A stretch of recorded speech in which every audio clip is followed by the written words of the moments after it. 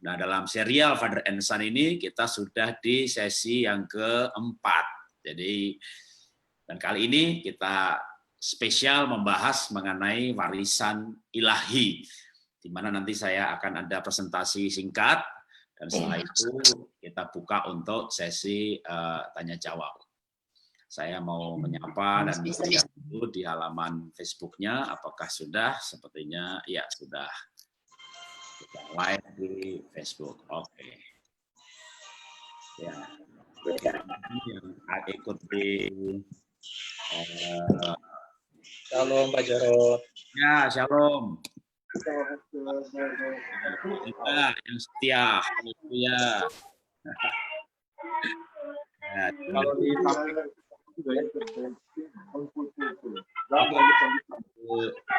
Denny dari katanya ini mau datang nih Pak Henny.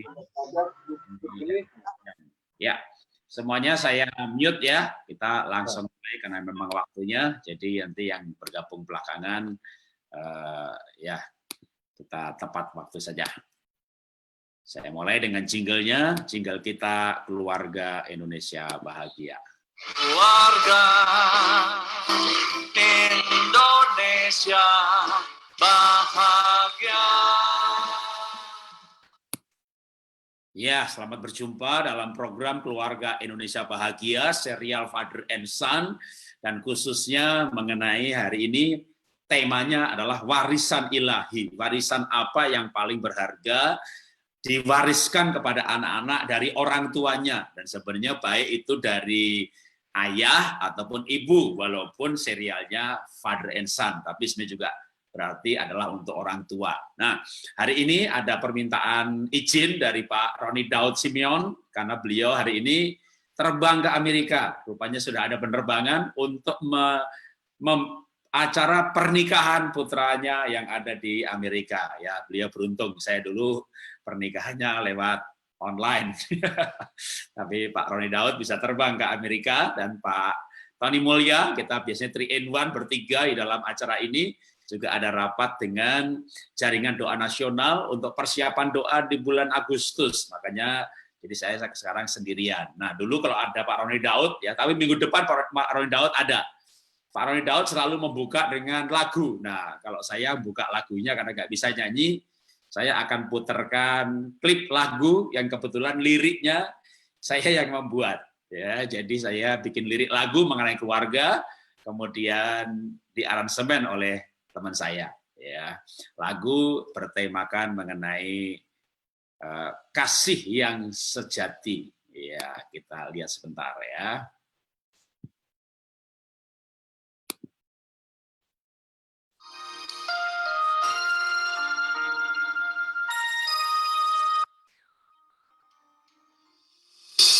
Kau telah memberi terlebih dari yang ku sadari, karena ku melihat apa di depan mata, namun engkau sanggup melihat jauh ke dalam hatiku. Kau mengajarku suatu yang dulu tak ku pahami,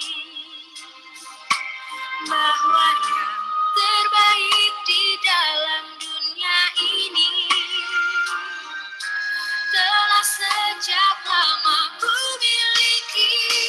Kasih yang sejati lahir dari relung hati yang tiada ingin memiliki, namun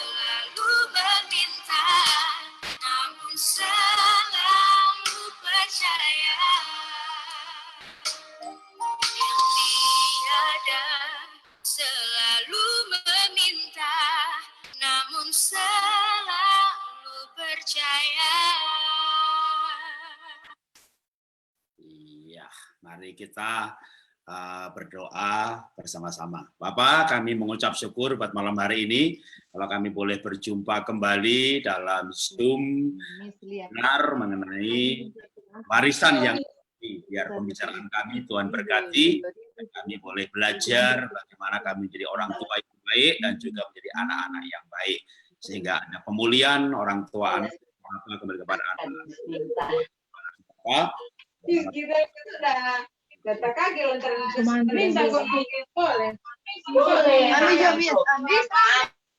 Ya, kita akan mulai acara kita dan saya akan ada presentasi singkat sebentar. Oh, ini ada sahabat saya sudah masuk ya, Pak Albert. Saya akan berikan dulu malah ya karena dia ada acara berikutnya. Halo Pak Albert, saya udah Halo Pak Jarot. ya, halo Shalom. Ya, terima kasih sudah bergabung. Bagi teman-teman, saya perkenalkan Pak Albert Ekbun ini salah satu coach motivator untuk parenting. Ada komunitasnya yang luar biasa, terdiri dari ibu-ibu, kebanyakan ibu-ibu muda paling enggak, ya mungkin ada Bapak juga, coba saya yang pernah bergabung di komunitasnya yang ibu-ibu dan kita seminar bareng ya untuk melatih ibu-ibu mendidik anak dengan baik. Agustus pun kami nanti berdua akan ada program coach selama 4 kali dalam bulan Agustus. Nah, Pak Albert, di sini hari ini kita sedang berbicara mengenai warisan yang ilahi, terutama mengenai peran ayah. Saya berikan waktu kalau Pak Albert mau berbagi sedikit, silakan Pak, karena saya tahu Bapak akan ada acara ditunggu Eagle Live jam 8 nanti.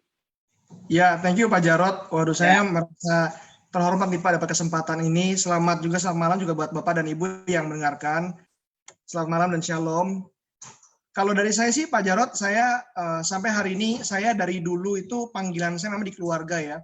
Jadi sedari dulu semudah mungkin saya bahkan pelayanan saya dari anak remaja, sehingga saya banyak sekali belajar tentang ilmu parenting karena dari momen saya kuliah pun kebanyakan orang tua komplain sama saya. Karena biasa kalau saya layani anak-anak remaja mereka selalu berkata, aduh anak saya kok gini, kok gitu, dan sebagainya. Jadi kalau bicara tentang zaman ini, saya percaya bahwa zaman ini kita berubah begitu luar biasa. Percepatan terjadi begitu luar biasa. Dan sayangnya saya banyak melihat bahwa banyak orang tua tidak banyak mengupgrade diri, tidak banyak mempersiapkan diri untuk siap memberikan warisan dalam bentuk nilai, fondasi, maupun juga keteladanan. Jadi kalau melihat daripada apa yang Pak Jarot alami, lakukan, saya justru sangat terinspirasi gitu dan melihat Pak Jarot dan juga Bapak Ibu yang bisa hadir di sini. Pasti kita semua concern kepada keluarga dan anak-anak kita. Bicara tentang sebuah warisan, Pak, mungkin saya mau cerita sedikit tentang bagaimana ayah saya memberikan sebuah warisan dalam bentuk nilai ya Pak. Ya. Jadi saya ingat sekali Pak itu pada saat saya masih SMA, zaman saya memberontak, saya adalah seorang anak hamba Tuhan. Jadi papa saya juga melayani Tuhan, dan saya ingat sekali zaman SMA saya suka sekali memberontak. Jadi saya mulai mencoba hal-hal yang bisa dibilang tabu bagi banyak orang begitu. Jadi saya akhirnya mulai mencoba, waktu itu saya ingat sekali mencoba rokok waktu itu. Jadi saya mau mencoba merusak diri saya mau membuktikan eksistensi saya kepada semua orang, dan saya ingat sekali waktu hari itu teman saya ajarin saya ngerokok waktu itu. Yang biasa saya nggak mau, akhirnya saya belajar Pak waktu itu. Saya pergi ke belakang sekolah, mulai mencoba ngerokok gitu ya, 1 batang, 2 batang. Terus teman saya bilang, nih kamu bawa pulang rokok lagi nih, supaya kamu di rumah latihan rokok, dia bilang gitu. Nah akhirnya saya ingat sekali pas makan malam, kami punya warisan daripada orang tua saya adalah kami selalu makan malam bersama. Sampai hari ini saya dengan anak-anak saya juga, kita selalu makan malam bersama. Jadi makan malam bersama, kita sharing, kita ngobrol. Setelah kita makan malam, waktu itu saya langsung cerita sama papa saya. Saya bilang gini, Pak, Ma, saya umumkan sesuatu ya, bahwa hari ini saya mau belajar merokok, saya bilang. Jadi hari itu, waktu itu kaget Pak, orang tua saya kaget. Dia bilang, kok kamu tiba-tiba mau belajar merokok? Dan sebagainya. Saya bilang, nih saya buktiin saya aja bahwa saya udah merokok nih. Pulang ke rumah saya udah merokok. Saya mau memutuskan jadi merokok mulai hari ini, saya bilang, dia perokok. Lalu hari itu papa saya cuman berharap bahwa papa saya akan marah begitu. Karena kalau dia marah, saya bisa menunjukkan bahwa saya ini udah dewasa loh begitu. Dan waktu itu papa saya cuma diam, dan akhirnya papa cuma berkata begini, ya udah besok kita merokok sama-sama. Saya Saya bingung Pak. Saya bingung ini papa bukannya marah karena memang papa saya dulu memang perokok tapi udah nggak pernah merokok lagi lah sejak dia melayani Tuhan gitu ya, sejak bertobat dia sudah tidak pernah merokok. Akhirnya dia ngomong gitu, saya bilang kok saya nantang malah ditantang balik gitu. Saya bilang oke lah besok kita ngerokok gitu kan. Akhirnya besok kami kita pergi agak jauh dari rumah. Setelah itu kami istilahnya dekat warung gitulah, dekat warung. Terus papa bilang gini, yaudah kamu keluarin ngerokok kamu, katanya kamu ngerokok gitu. Akhirnya saya merokok di depan papa saya. Terus papa saya dengan pertanyaan begini, akhirnya dia mulai mengcoaching saya. Jadi yang diajarkan sama saya itu adalah sebuah pertanyaan. Dia nanya gini, menurut kamu gimana, rokok itu enak gak? Lalu saya bilang ya biasa aja, saya bilang. Lalu papa saya bukannya marah, bukannya ngomongin rokok, bahayanya rokok, bukannya bilang bahwa rokok itu bisa buat kamu sakit, bisa buat kamu dan sebagainya. Tapi waktu itu papa cuma bilang gini, papa percaya bahwa kamu adalah seorang pemimpin yang bisa buat perubahan. Kamu pemimpin yang bukan ikut-ikutan, tapi pasti bisa membawa sebuah perubahan. Dan hidup kamu bukan cuma ada untuk ikut orang lain, tapi juga stand out untuk membuktikan bahwa kamu bisa menghidupi kebenaran. Jadi hari itu pada saat papa saya ngomong gitu, saya mulai mikir. Saya bilang kok saya malah ikut-ikutan yang lain ya, bukannya saya membawa perubahan. Singkat cerita hari itu, waktu papa mulai bertanya dan melakukan sesi coaching, di situ saya tiba-tiba klik sama sesuatu. Saya mikir hidup saya buat apa ya kalau cuma merokok? Buat apa saya membuktikan diri saya dengan merokok? Kenapa saya nggak bisa membuktikan nilai-nilai saya supaya banyak orang bisa melihat saya dan melihat keteladanan dan berubah dan hidupnya menjadi lebih baik. So hari itu Pak, setelah pulang dari momen itu, saya memutuskan untuk tidak jadi merokok. Walaupun teman bilang, wah kamu... Papanya nggak ngerokok kan? Kenapa? Papanya nggak ikut merokok kan? Enggak Pak. Papanya pergi tapi coba nanya gitu ya? Ya, cuma nanya Pak. Ya, gitu. oke. Ya udah, jadi setelah itu ya akhirnya teman-teman bilang, wah kamu banci nggak ngerokok dan sebagainya. Saya bilang, justru orang banci itu orang nggak punya prinsip di dalam hidup ini. Dari hari itu, sejak hari itu sih Pak, saya belajar bahwa ternyata itu papa saya memberikan sebuah warisan bahwa dia nggak melihat saya yang hari itu, tapi dia melihat saya di masa depan. Itu yang sampai hari ini kalau istilahnya ngelihat anak saya atau melayani banyak sekali keluarga-keluarga, saya punya kondisi otomatis gitu, istilahnya lebih melihat mereka di masa yang akan datang, bukan momen mereka hari ini. Itu sih Pak, itu warisan yang sangat luar biasa yang ayah saya tanamkan buat saya Pak. Gitu sih Pak Jarod. Oke, thank you Albert. Albert sekarang udah punya putra-putri berapa?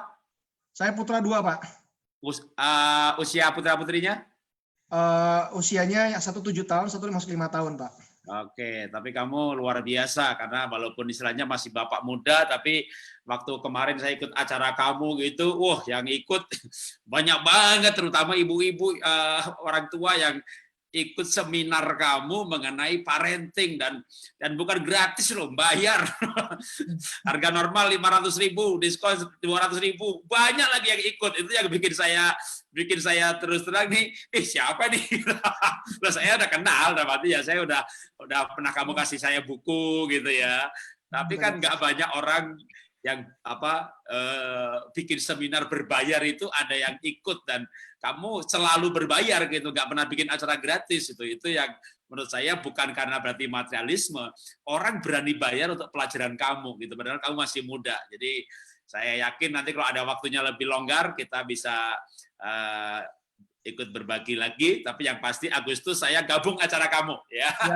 Agustus saya yang gabung acara kamu kumpulin banyak orang tua, sebanyak-banyak mungkin orang tua ya, kita sama-sama coach mereka. Ya, terima kasih Albert. Pak Jarod, thank you Pak. Ya, ya selamat malam teman-teman yang lain yang baru bergabung. Saya masih nunggu lagi Pak Heri Christian dari Tomohon, apakah sudah ada? Kalau ada, saya akan ke Pak Heri Christian dulu. Kalau enggak, saya akan sampaikan sesuatu sebelum nanti ada juga tamu khusus hari ini. Ya, kenapa disebut tamu khusus? Tunggu saja ya. Nah, apa yang saya mau sampaikan? Sekarang saya mau menyampaikan pelajarannya terlebih dahulu dalam bentuk PowerPoint ya, mengenai warisan yang ilahi sesuai dengan tema kita. Nanti pas sesi tanya jawab, istri saya akan bergabung. Jadi hari ini karena Pak Roni Daud nggak ada, Pak Tony Mulya nggak ada, jadi istilahnya keluarga saya ambil alih. Nanti istri saya akan membantu menjawab pertanyaan kalau Bapak Ibu ada pertanyaan. Ya. Nah, berbicara warisan ilahi, terutama seorang ayah, ya, apakah saya ayah yang baik? Ini saya mengajukan pertanyaan terlebih dahulu. Ayah yang baik itu memberi warisan. Kenapa saya katakan demikian? Amsal 13 ayat 22. Orang baik meninggalkan warisan bagi anak cucunya, tetapi kekayaan orang berdosa disimpan bagi orang benar. Makanya kalau orang tua bisa mendidik anaknya benar, dia akan mewarisi yang ilahi ditambah dengan kekayaan orang lain. Wah, itu dahsyat sekali. Warisan apa yang kita bisa berikan? Ini saya minta maaf, ini sudah langsung poin ke-23. Karena serial pelajaran ayah ini saya punya 9 sesi. Jadi saya sekarang potong yang langsung bagian warisan, makanya sudah sampai pada poin 23. Jadi jangan lihat 23-nya, pokoknya ayah pemberi warisan. 1 Tesalonika 5 ayat 12, kami minta kepadamu, saudara-saudara, supaya kamu menghormati mereka yang bekerja keras di antara kamu yang memimpin kamu dalam Tuhan. Memang Tesalonika ini perikopnya untuk jemaat, supaya menghormati pemimpinnya yang membawa kepada Tuhan. Tapi di dalam keluarga, ya pemimpin itu ayah. Maka anak harus menghormati ayahnya. Atau kalau dibalik, seorang ayah akan dihormati oleh anaknya kalau dia bekerja keras atau rajin bekerja, dan terutama membawa pada kebenaran. Jadi sebenarnya jemaat itu pasti akan menghormati gembalanya kalau dia dapat keselamatan masuk surga karena gembalanya. Seorang anak rohani pasti akan menghormati bapak rohaninya, atau kalau dia dilahirbarukan oleh si bapak rohaninya.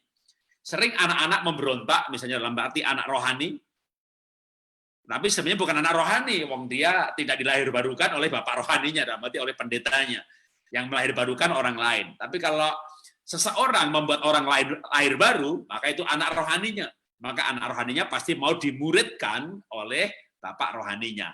Dan anak rohani mendapat keselamatan dari bapak rohaninya, memimpin kamu ke dalam Tuhan, maka dia akan menghormati si bapak rohani. Nah, idealnya adalah ayah ibu jasmani menjadi ayah ibu rohani. Maksud saya, idealnya adalah orang tua itu yang melahirbarukan anaknya.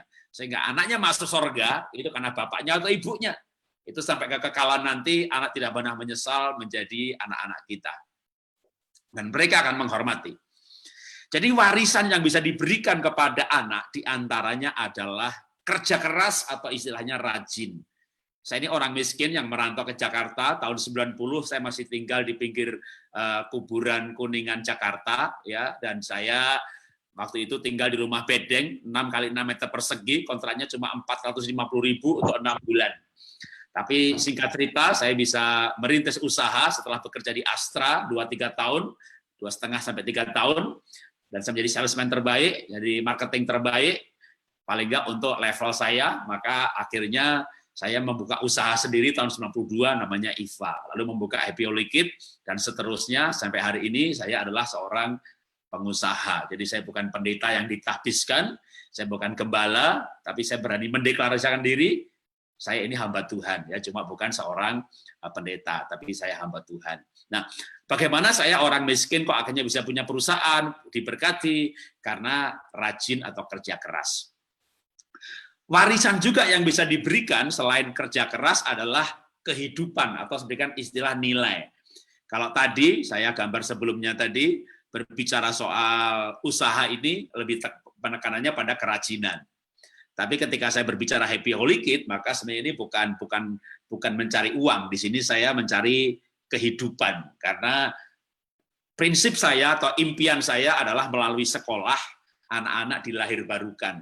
Saya dulu guru sekolah minggu 12 tahun dan merasa tidak bisa mewarnai anak kalau hanya ketemu seminggu sekali. Akhirnya saya bikin sekolah yang setiap hari doa pujian penyembahan, dan para guru saya motivasi untuk melahirbarukan anak-anaknya, murid-muridnya. Nah, yang kami bangun adalah nilai-nilai. Nah, inilah nilai-nilai ini yang kami wariskan bukan hanya kepada anak kandung, tapi kami rindu juga kepada anak didik kami yang tersebar di 66 cabang franchise di Indonesia ini. Saya berikan kesimpulan untuk bagian pertama yang saya sampaikan, ya, gajah mati itu meninggalkan gading, harimau meninggalkan belang atau kulit. Tapi orang baik meninggalkan warisan. Orang yang rendah hati akan mewarisi harta kerajaan sorga yang disediakan Tuhan. Maka warisannya adalah nilai diantaranya kerendahan hati untuk mau menjalani kehidupan sesuai firman Tuhan. Amsal 32 ayat 22, saya ulangin lagi.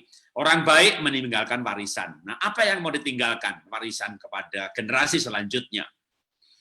Yohanes 15 ayat 16 mengatakan bahwa Tuhanlah yang memilih kita supaya kita pergi menghasilkan buah dan buah itu tetap. Buah yang tetap itu diantaranya adalah buah roh. Karakter-karakter orang lain yang berubah karena kita, itu buah pelayanan kita, diri kita sendiri berubah, itulah buah roh kita, sesuai dengan daftar dalam Galatia ini. Nah, inilah yang seharusnya kita wariskan, ya, yaitu panggilan hidup, prinsip hidup, konsep hidup, bahwa hidup itu untuk berbuah. Makanya kalau saya mengajarkan kepada anak-anak itu kehidupan yang sederhana. Ini bukan cuma foto ini aja, yang saya itu pakai batik sederhana, harganya murah, gitu ya. Padahal kami punya usaha, diberkati. Kenapa? Karena yang saya mau ajarkan kepada anak-anak bahwa kalau kita diberkati atau punya harta, itu untuk melayani Tuhan, bukan untuk hidup mewah. Nah, pola hidup seperti inilah yang penting untuk diwariskan, supaya jangan orang tuanya hamba Tuhan, hidup sederhana, melayani, merintis gereja, gerejanya maju, anaknya gayanya hedonis gitu ya, kayak artis, bahkan lebih daripada artis, mewahnya minta ampun. Ya. Maka kita perlu belajar untuk mewariskan hati yang mengabdi kepada Tuhan.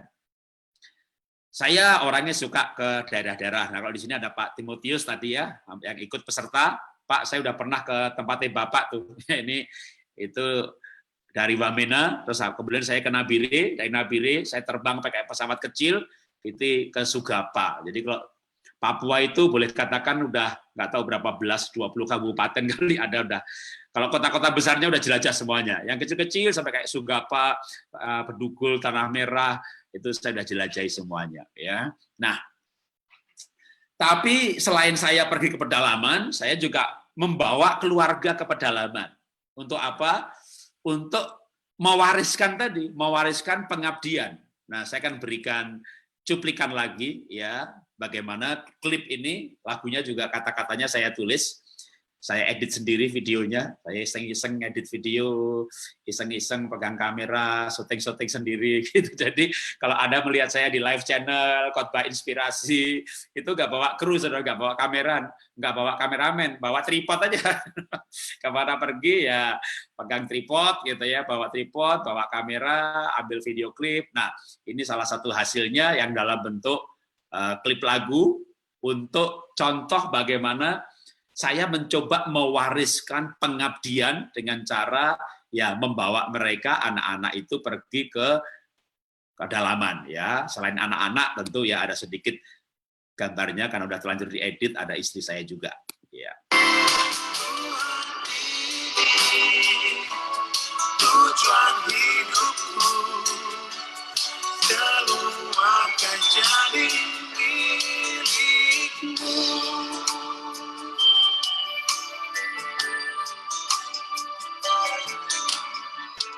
Ubah hatiku Tuhan seperti hatimu untuk mengasihi keluargaku, selalu berpegang teguh pada firman-Mu, buatku jadi berkat untuk keluargaku. Mengasihi, melindungi, bimbing keluargaku jadi seperti-Mu. Tuhan ini tujuan hidupku, keluarga jadi milik-Mu. Mengasihi, melindungi, bimbing keluargaku jadi seperti-Mu. Tuhan ini tujuan hidup, jadi milikmu, keluarga jadi milikmu, anak istriku jadi milikmu.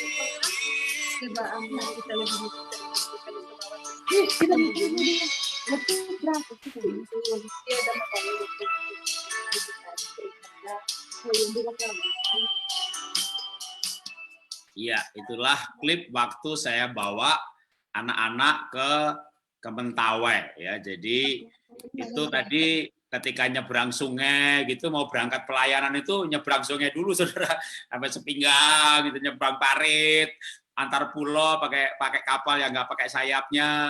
Terus begitu mau balik lagi ke Padang ya, mau menuju airportnya itu coba kayak lapangan rumput aja gitu, lewat lagi tempat parit-parit becek-becek, koper diangkat-angkat sendiri. Itu saya bisa sama keluarga seminggu gitu pergi ke pedalaman, nggak ada hotel ya, nginepnya di gereja, di pastori, belakang mimbar kasih tiker. Jadi saya itu biasa pelayaran ke daerah-daerah seperti itu, dan kadang-kadang saya bawa, kalau yang tadi gambar itu pas kami bawa keluarga saya pergi ke pedalaman. Nah, sempat saya mikir waktu itu, anak-anak tak bawa ke pedalaman ini kapok gak nih gitu. Ternyata anak saya yang paling besar kan dia sama nomor 1, nomor 2 tuh sekolahnya di Singapura. Jadi dia balik ke Singapura, ternyata dia malah exciting banget, dia cerita ke teman-temannya, bikin semacam Mentawai Summit, lalu dia tahun depannya ngajak teman-temannya bawa laptop bekas, bawa solar, lampu matahari, bawa benih, dia renovasi pasar, dia balik ke Mentawai dengan ngajak teman-temannya, dan itu bagi anak-anak ternyata dia terkesan sekali justru dengan pelayanan yang seperti itu. Karena kalau kita ke daerah itu kita melayani, kita korban, kita nyumbang, kita bangun sekolah, dan itu cara yang paling gampang untuk mewariskan adalah dengan cara melakukannya bersama-sama. Jadi kalau anak kita ajak, yuk kita kuliah misi gitu. Ya dapatnya teori misi ya, tapi kalau anak dibawa ke pedalaman langsung diajak praktek pelayanan, lalu sambil jalan itu kita berbicara nilai-nilai. Jadi kalau Musa di dalam Ulangan pasal 6 itu kan berkata, sampaikan firman ini kepada anakmu waktu engkau berjalan, waktu engkau duduk, waktu engkau berbaring. Jadi menyampaikan nilai-nilai Taurat, nilai-nilai firman itu sambil menjalani kehidupan bersama, sehingga pembelajaran itu adalah alamiah. Jadi bukan formal, ya boleh saja sih di rumah ada misbah keluarga, ayo anak kumpul, nih papa mau khotbah gitu ya.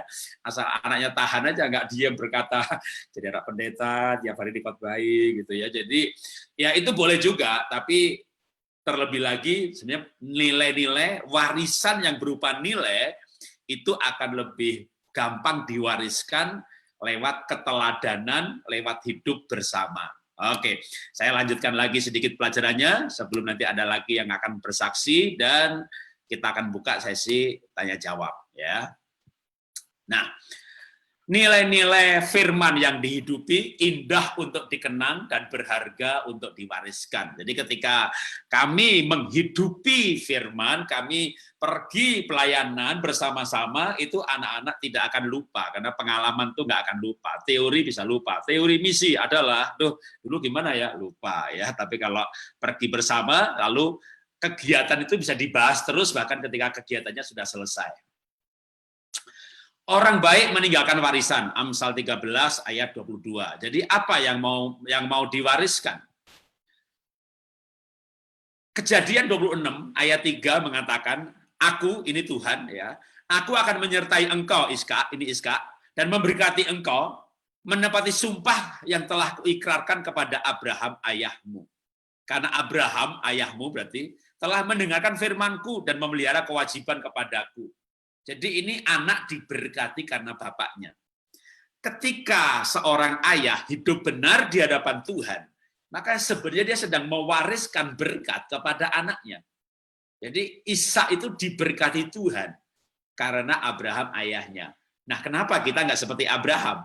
Kita hidup benar di hadapan Tuhan, kita mencintai Tuhan, sehingga anak kita mewarisi janji Tuhan bahwa Tuhan akan memberkati anak cucu kita. Jadi ini cerita Alkitab. Nah, ada cerita zaman modern ditulis dalam buku yang judulnya Warisan Abadi. Jadi yang sebenarnya ini tema hari ini nih paling bagus bedah buku ini ya.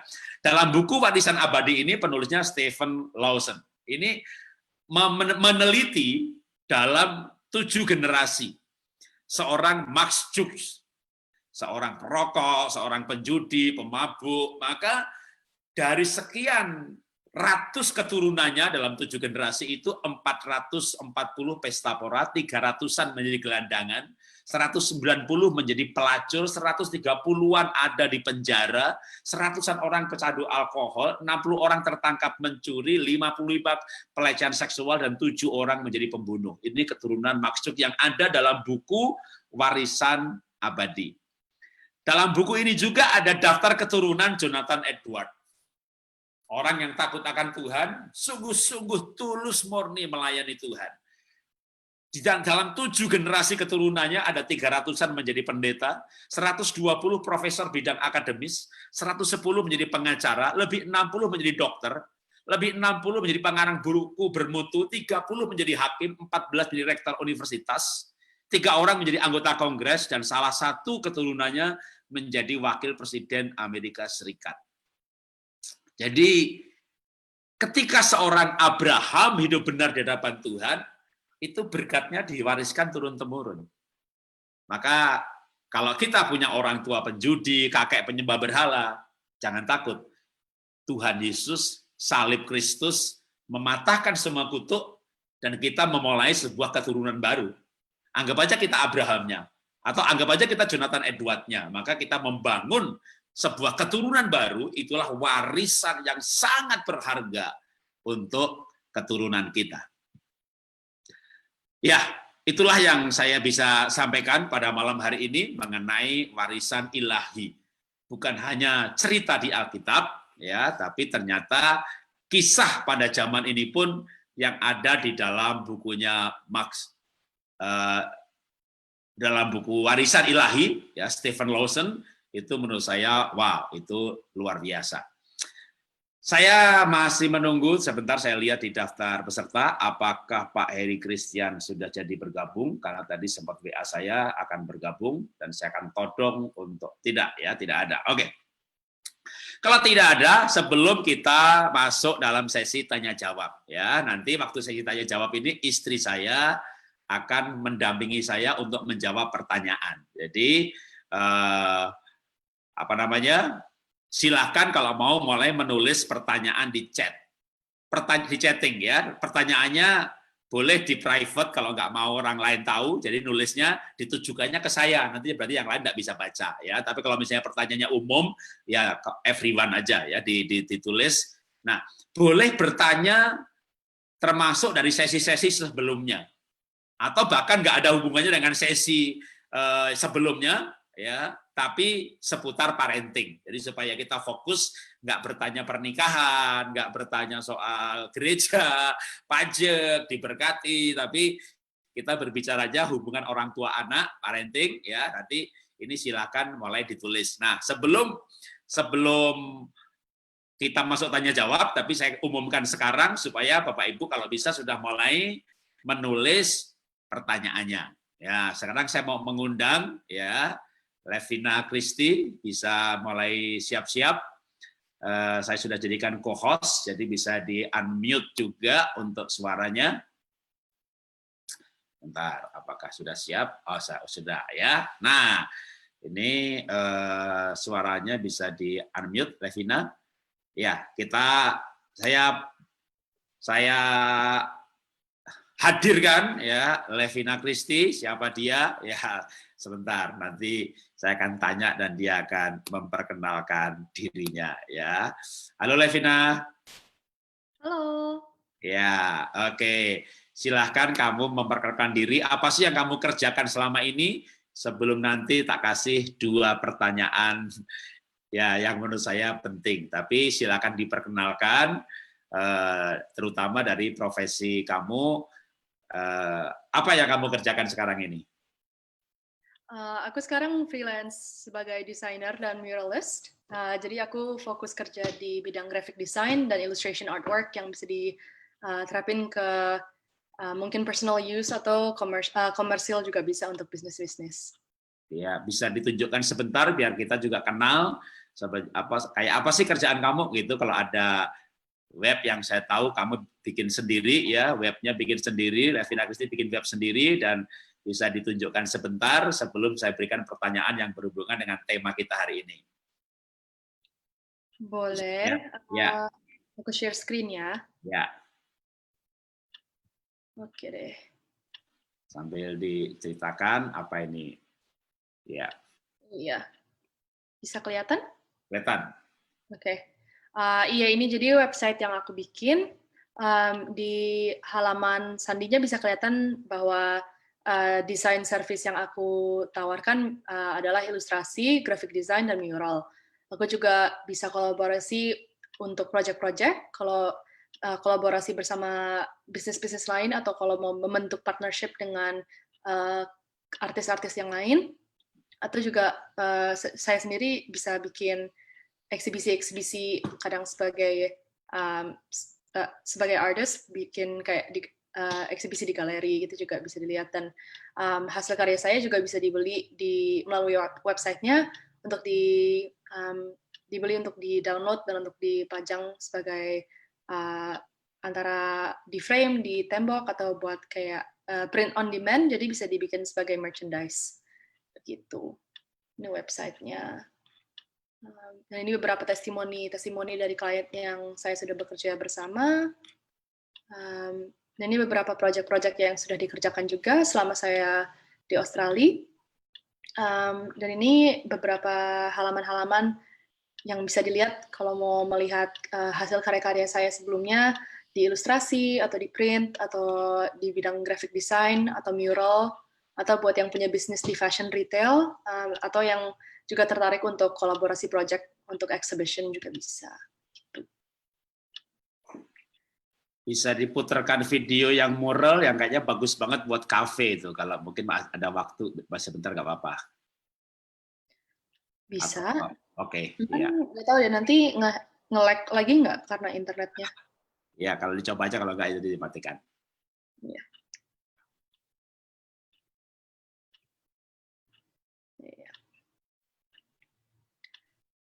Ya, jadi mural itu kadang ada beberapa orang persepsinya tuh mural cuma coret-coret di tembok di jalanan kan. Sebenarnya mural itu kan sebuah karya art yang dalam bentuk skala besar. Jadi itu bisa diterapkan untuk di dinding kafe, atau kayak di tembok-tembok rumah atau kantor sebagai artwork, atau sebagai wallpaper juga bisa. Nah, ini salah satu contoh video dokumentasi waktu saya bereksperimen bikin mural di tembok kamar saya sendiri. Semoga bisa dilihat.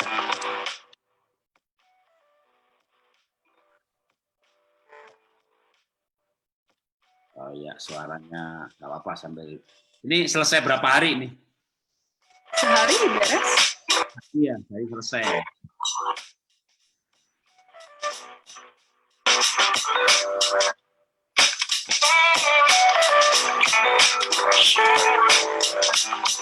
Enak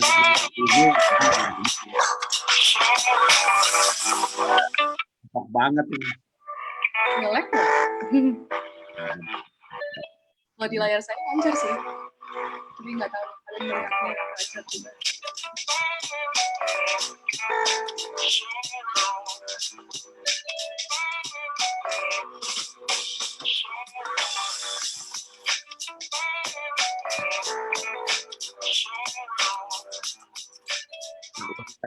Gambar kamu detail sekali ya. Oke, cukup ya. Jadi dari situ paling nggak kita dapat gambaran bahwa kamu punya keunikan, art yang kuat dan detail. Nah, oke. Jadi buat teman-teman yang lain gitu ya. Nah, mungkin sekarang ini siapa sih itu gitu ya. Nah, sekarang mau saya kenalin ya, itu anak saya sendiri. Anak saya paling kecil ya. Oke, nah sekarang saya masuk ke tema ya, Levina ya. Jadi pertanyaannya gini, yang pertama deh, nilai-nilai apa yang kamu dapat dari mamah dulu ya, baru dari papa. Nilai-nilai hidup apa sih, warisan apa sih yang kamu anggap penting, yang kamu rasakan, yang kamu dapat dari mamah? Kalau dari mama, kesabaran dan kebaikan sih. Karena di antara saudara bertiga yang paling rewel aku dari kecil. Dan yang benar-benar mesti panjang sabar tuh mama. Dia benar-benar dari, ya namanya anak kecil ya banyak rewelnya ya, apalagi masa-masa puber gitu kan pengennya berontak. Tapi seberontak-berontaknya aku nggak sampai liar sih. Cuman ya maksudnya kan kakak-kakak dua-duanya dari kecil udah pindah ke Singapura. Jadi beneran yang di rumah yang mesti diurusin tuh aku doang selama kakak di Singapura. Dan kayak aku tuh sering ngebrontak, suka ngelawan papa mama, suka kayak apa ya berantem, suka gitu. Dan jadi kayak mama tuh nggak pernah kasar balik ke aku tuh, sefrustasinya dia nggak pernah. Dia ya tetap baik dan tetap doain aku tiap hari. Dan ya sekarang relasinya sudah sangat amat baik, udah kayak sahabat. Terus mama ya bilang kayak, ya mama sih pegang janjinya Tuhan, kayak Tuhan kan pasti memberkati anak-anak, dan kayak sebagai orang tua yang mama bisa berikan ya kasih ibu. Dan mama kasih istilah kayak batu kan, papa sih sebenarnya, papa yang kasih istilah. Bilang batu tuh sekeras mungkin kalau ditetesin kebaikan tiap hari pakai air, kayak air kan ditetesin aja tiap hari mungkin lama, tapi lama-lama batu itu kan juga bisa jadi lembut dan jadi kayak bolong istilahnya gitu, kayak bisa berubah. Jadi anak ya mau sekeras kepala kayak apapun, kalau ditetesi air kebaikan setiap hari juga pasti berubah. Dan dibantu dengan doa, dan kalau bisa mengenal Tuhan Yesus secara personal juga pastikan dari relasi tersebut bisa berubah. Jadi ya aku ngelihat mama tuh benar-benar imannya kuat dan sabar banget gitu. Itu sih. Sampai akhirnya kamu justru karena kesabaran mamah, kamu jadi berubah, kamu jadi dewasa banget ya. Waktu papa mamah ke Australia, lihat tempat kos kamu juga kagum banget, rapi sekali, bersih sekali, lebih rapi dari kamar hotel. Bahkan ketika papa ke Australia nengok kamu, pas papa sendiri nggak sama mamah, kamu masak, bikinin papa breakfast, itu juga sebenarnya wow. Ini dulu waktu di Indonesia nggak pernah masak, gitu. Begitu di Australia malah bisa belajar masak dan sangat dewasa. Oke, terakhir sekarang. Apa yang kamu dapetin dari papa? Setelah itu kita akan masuk untuk menjawab pertanyaan yang ada. Kalau papa banyak sih jujur, dan kayak aku kadang suka nggak tahu mama cerita ke papa atau enggak, tapi aku suka cerita ke mama. Kayak aku tuh salut banget sama papa dan kayak respect papa banget, kayak benar-benar hormat, karena dari kecil sampai sekarang nilai-nilai yang papa nggak cuman ajarkan tapi juga hidupi itu nggak pernah berubah. Itu benar-benar dari iman papa, kepercayaan papa kepada Tuhan, dan kerja keras papa. Dari kecil aku tuh lihat papa sungguh orang yang penuh banyak iman, mau kayak pencobaan dari segala macam maut gitu datang, itu tuh papa tuh nggak pernah berkeras, kayak hatinya jadi keras tuh enggak, jadi pesimistik juga enggak, jadi kecewa sama Tuhan tuh juga enggak, malah semakin kuat imannya dan malah semakin rendah hati dan malah lebih teguh lagi menjalani hidup dengan kayak kebijakan yang papa ambil dari pengalaman-pengalaman itu. Terus kayak benar-benar work ethic papa sih yang aku salut banget, dari segi kayak mau bisnis gagal atau bisnis sukses atau kayak yang dirugikan orang, ditipu orang, segala macam, papa tuh nggak pernah menyerah. Dan kayak dari zaman dulu, mungkin dari sebelum aku lahir atau waktu aku kecil, pas masih zaman susah, itu juga papa tuh nggak pernah komplain, nggak pernah kayak berasa victim, kayak nggak merasa kayak kok hidup tuh nggak adil. Kayak papa malah hanya dengan optimisnya kayak oke, ya kita buktikan bahwa walaupun mulai dari bawah tetap juga bisa sukses, nggak ada alasan kenapa nggak bisa sukses. Dan dari segala macam coba kerja sana sini gitu, kayak yang awalnya seadanya aja gitu, juga papa tuh masih bisa mengucap syukur dan selalu kerja keras. Bahkan sekarang juga pandemik, tiap hari Zoominar itu bisa kayak 6 sesi, nggak ada capeknya. Itu kayak salut banget sih beneran. Aku tuh kayak aku aja yang kerjanya freelance. Kadang kalau nggak ada motivasi, ngeliat papa semangat aja langsung ikut semangat kerja juga gitu. Oke. Salut sih beneran. Ya, makasih. Ya, sekarang teman-teman semuanya kita akan masuk tanya jawab. sudah beberapa pertanyaan yang ditulis di bagian chat secara private, jadi teman-teman mungkin nggak bisa membaca pertanyaannya, tapi saya bisa bacakan, dan sebentar saya akan panggil istri saya untuk ikut menjawab, bahkan dia nanti akan lebih waktu untuk menjawabnya, dan saya akan membaca pertanyaannya. Ya, jadi selama ini ya beberapa kali sudah ikut sih, tapi bagi yang belum kenal, nah ini dia istri saya. Ya, kami menikah sudah 30 tahun, itu tadi yang terakhir kesaksian, Levina Christie itu anak paling kecil. Dia 1-2 tahun lalu lulus di RMIT di Melbourne, lalu sempat kerja di sana 1,5 tahun, kira-kira hampir 2 tahun, lalu sekarang balik ke Jakarta untuk merintis usaha di art design tadi. Ya, nah sekarang saya akan membaca pertanyaannya. Ada ini bukan pertanyaan, Pak. Waktu Bapak seminar di Wamena, saya hadir. Oke, ya Pak Timotius, Pak Alek. Ya, sekarang ada pertanyaannya. Ada yang bertanya, bagaimana cara mendidik anak tetap hormat ketika orang tuanya sibuk? Bagaimana cara mendidik tetap hormat ketika orang tuanya sibuk? Ya, gimana cara mendidik anak supaya anak hormat orang tua? Padahal orang tuanya sibuk bekerja. Ya, kita berdua juga sibuk bekerja. Oke. Ya, Shalom. Ya memang tidak bisa dipungkiri bahwa sekarang ini lebih banyak suami istri bekerja ya. Nah, gimana supaya anak tetap hormat? Ya, tunjukkan kepada anak bahwa papa mama itu kerja untuk kamu ya, untuk masa depan kamu. Jadi mama nggak minta apa-apa, cuman mama mau supaya kamu tuh masa depannya lebih bagus dari papa mama ya. Jadi makanya belajar yang sungguh-sungguh. Papa mama support kamu mau sekolah sampai kemana, papa mama support. Jadi anak merasa oh mereka sibuk itu demi aku, gitu ya. Ya seperti yang tadi Levina juga bilang, aku tuh dia ngomong sama saya, Ma, aku tuh salut sama papa, rajinnya itu loh, Ma. Aku jadi termotivasi, gitu. Ya itu jadi dia tetap respect sama papa mamanya. Iya, kalau tambahan dari saya, gimana kita bisa mendidik anak-anak supaya hormat kepada orang tua ketika kita kedua orang tua sibuk bekerja ya. Nah, saya ini bekerja, istri juga bekerja. Dulu sampai anak nomor 3 lahir, istri saya itu kerja di perusahaan orang lain ya, itu di Hero di Gatot Subroto. Itu kalau masuk kerja jam 8, setengah 7 udah berangkat dia. Jam 5 selesai kantor, jam 6 setengah 7 baru sampai rumah. Sementara saya ngelola perusahaan, ada IVA, ada Happy Holy Kid. Saya nulis buku, belum lagi sibuk keliling. Kalau khotbah keluar kota itu, kalau sebulan ada 5 kali hari Minggu itu bisa 3 kali. Kalau 4 kali itu 2 kali. Jadi saya itu setahun 52 kali hari Minggu itu di Jakartanya paling 15 kali gitu ya. Jadi saya termasuk yang sibuk sekali. Nah, tapi gimana mendidik anak bisa tetap hormat kepada kita? Kalau kita lagi sibuk, ya kita tentu nggak bisa apa-apa ya. Tapi kalau di luar kota kita bisa telepon. Tapi begitu ada di rumah, maka sesibuk-sibuknya kita, begitu kita ada di rumah, kita harus ada waktu buat anak-anak. Ketika anak-anak saya masih kecil, dulu kalau saya namanya libur Natal, libur Lebaran, libur Tahun Baru, itu malah nggak pelayanan. Jadi saya minta izin sama gereja nggak pelayanan, atau kalau pelayanan, anak kita bawa semuanya. Waktu anak-anak masih usia dini, itu namanya di Jabodetabek, itu begitu ada mall baru, ada arung jeram baru, ada kolam renang baru, ada tempat wisata baru, pasti kita datengin.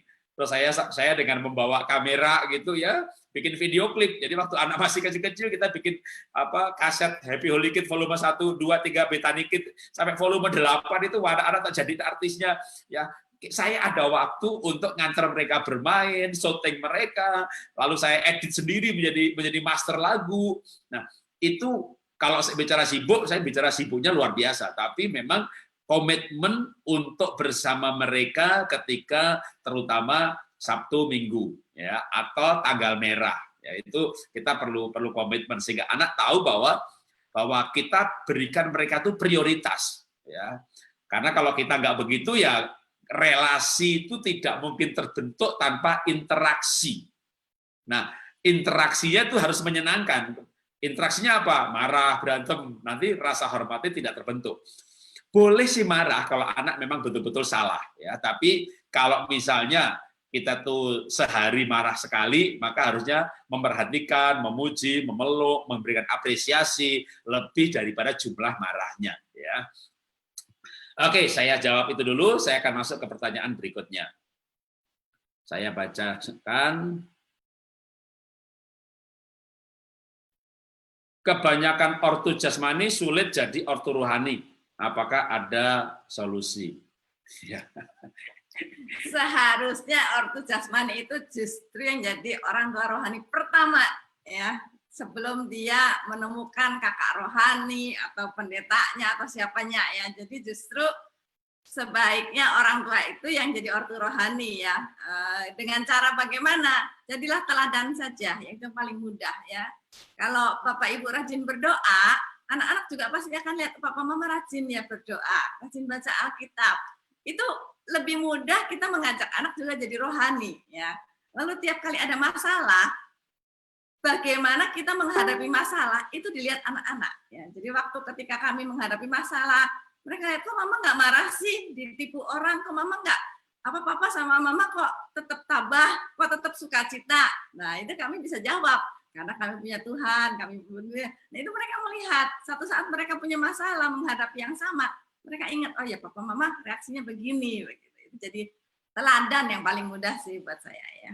Ya, kalau dari saya sekaligus sebenarnya jawaban ini tambahan pada jawaban pertanyaan sebelumnya. Gimana supaya anak itu hormat orang tua? Kalau anak itu mendapat keselamatan dari orang tuanya. Bahkan hormatnya itu sampai nanti dalam kekekalan, itu anak ada di sorga kan gara-gara kita. Jadi supaya anak menghormati orang tuanya, atau gimana caranya orang tua jasmani juga menjadi orang tua rohaninya. Maka orang tua harus PI pribadi kepada anaknya. Ya kalau yang guru sekolah minggu mungkin ngerti ya. Saya kan jemaat biasa Pak. Ya tetaplah ya belajar yang namanya penginjilan pribadi atau PI pribadi. Jadi yang paling gampang kalau anaknya masih usia dini ya, memang paling kalau sudah besar makin susah. Anaknya masih di bawah 6 tahun, harusnya di keluarga itu ada kebiasaan misalnya mendongeng ya. Kalau misbah keluarga terlalu rohani gitu bagi saya itu dongeng. Jadi waktu anak-anak masih kecil ya saya waktu itu belum sibuk banget karena usahanya juga baru perintisan. Itu kalau waktu anak kecil sebelum tidur kita dongengin ya, tapi dongengnya jangan dongeng kancil, nipu Pak Tani, kancil, nipu anjingnya Pak Tani, kancil, nipu kelincinya Pak Tani, siput, nipu si kancil. Wah itu kalau dongengnya seperti itu anak mulai oh kalau mau hidup memang harus nipu gitu ya. Itu nilainya salah gitu ya. Jadi dongengnya apa? Ya dongeng firman Tuhan aja. Dongeng Daud, dongeng Nabi Nuh, dan kalau anaknya masih kecil itu dongeng itu tidak perlu baru ya, diulang-ulang tidak apa-apa karena memang anak kecil itu suka repetisi. Jadi hari ini Daud melawan Goliat, besok Daud melawan Goliat lagi, besok Daud, wah pokoknya kalau dia senang terusin aja gitu. Kalau dia senang dengan binatang, udah cerita Nabi Nuh aja, bikin kandang yang gede, bikin kapal yang gede, hari ini masukin harimau bunyinya gimana, besok masukin keraknya, wah, itu juga 3 bulan gak habis-habis tuh Nabi Nuh cerita gitu. Nah, lewat cerita tadi terbentuk relasi. Nah, kalau sudah cerita ada relasi, baru memang namanya PI pribadi itu mengatakan bahwa nakal itu dosa, dan dosa itu bisa diampuni kalau mengaku lewat Tuhan Yesus yang adalah juru selamat, penebus dosa. Lalu mengajak anak berdoa bersama-sama. Tuhan Yesus, aku mengaku Engkau sebagai Tuhan dan juru selamat pribadi, masuklah dalam hatiku. Sehingga akhirnya anak menerima Tuhan Yesus karena dibimbing orang tuanya. Nanti ketika dia besar, dia ada ke gereja khotbah, diajari begitu. Oh, aku udah dibimbing sama papaku gitu ya. Nanti dia mungkin ke sekolah minggu, diajari ibu gurunya. Aku sudah Bu Guru, aku udah terima Tuhan Yesus sama mamaku.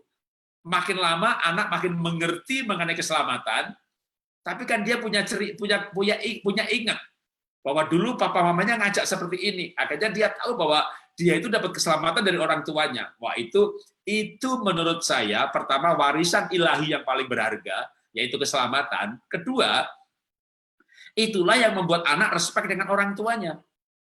Karena orang tuanya membawa dia ke sorga.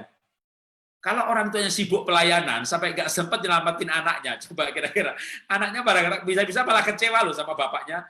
aku nggak mau jadi pendeta kayak papa, pergi terus nggak ada waktu buat saya lah gitu kan, karena orang tuanya tidak menyelamatkan anaknya. Jadi solusinya adalah orang tua harus menjadi penyelamat anak ya.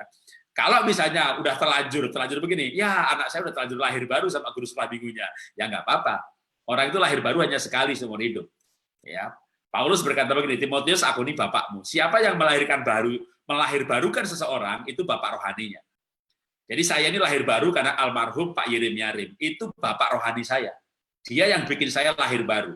Saya sangat hormat kepada Pak Yeremia Rim. Setelah itu saya punya gembala, saya punya nabi, saya punya pengajar, saya punya, kagum dengan penulis buku. Tapi yang bikin saya masuk surga ya Pak Yeremia Rim, yang membuat saya lahir baru. Nah, alangkah indahnya, idealnya kalau orang tua yang membuat anak lahir baru. Tapi kalau anaknya sudah terlanjur dilahirbarukan orang lain, ya nggak apa-apa, ya bersyukur, terima kasih sama Pak Pendeta, Ibu guru sekolah minggu yang melahirbarukan anak kita. Kita tinggal melanjutkan sebagai gembalanya atau pengajarnya atau gurunya ataupun orang tuanya. Ya. Saya lanjutkan pertanyaan. Sekarang mulai ada beberapa pertanyaan yang masuk, saya baca lagi ya. Shalom Pak Jarod, saya dengan namanya ini, ya karena private saya nggak tulis. Pertanyaan saya, apakah hal yang paling signifikan dari seorang ayah membesarkan anak laki-laki? Saat ini anak laki-laki saya berumur 7 tahun. Wah, ini istri saya nggak bisa jawab. Karena pertanyaannya, peran seorang ayah terhadap anak laki-laki. Jadi gini, seorang ibu perlu berperan kepada anak laki-laki, perlu berperan kepada anak perempuan. Demikian juga ayah. Ayah perlu berperan kepada anak perempuan sebagai figur, sebagai pelindung, ya, sebagai imam dalam keluarga, sehingga kalau anak perempuan itu hormat bapaknya, maka seorang wanita, anak perempuan akan berani berkata tidak kalau misalnya pacaran lalu diajak yang macam-macam. Tapi seorang anak wanita yang tidak merasakan kasih orang tuanya, apalagi dia benci bapaknya, dengan mudah akan jatuh dalam pelukan laki-laki lain, bahkan tidak bisa mempertahankan kegadisannya. Nah, kalau bagi anak laki-laki, tugas ayah bagi anak laki-laki yang paling signifikan ya tentu diajarkan hal-hal yang bersifat kelaki-lakian, seperti mengambil keputusan, bertanggung jawab, teladan kerajinan. Bapak mungkin tidak sukses dalam arti materi, seperti ayah saya miskin. Kenapa? Karena dia guru di kampung. Tapi bapak saya jujur, bapak saya rajin. Nah, karena saya rajin dan jujur, tapi kan beda situasi.